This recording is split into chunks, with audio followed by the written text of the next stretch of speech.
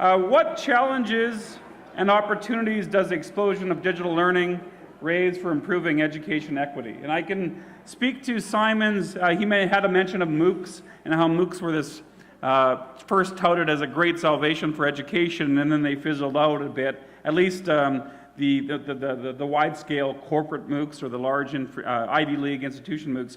And we actually did some research a while back, and we've looked at a number of different papers, kind of a lit review, in terms of who MOOCs actually served. And it was really interesting to see that although they were, when they first came out, this is like education for the masses. This is anyone who doesn't have the money for a college degree, who doesn't have really good access or a formal education could have these.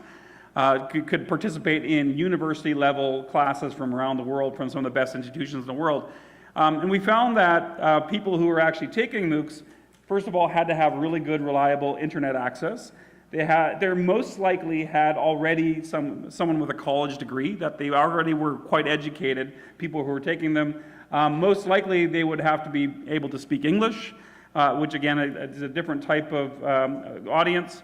That they would have lots of available time to them, which I thought was something really interesting, that really people having available time that they can actually spend time learning was one of these prerequisites of people taking MOOCs.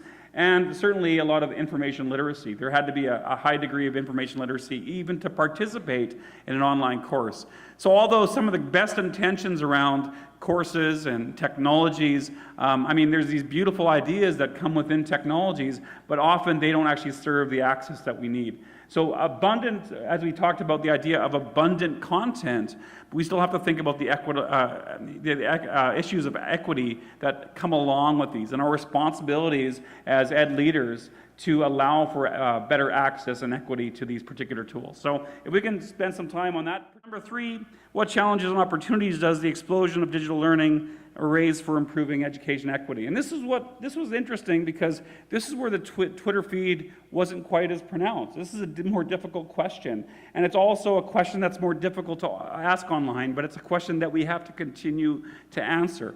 Some questions don't, it's hard to answer those things online sometimes. It feels vulnerable. It feels a bit different because it's such an important issue, but it seems deeper.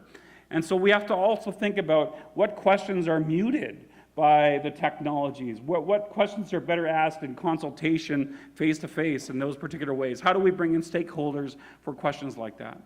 But I think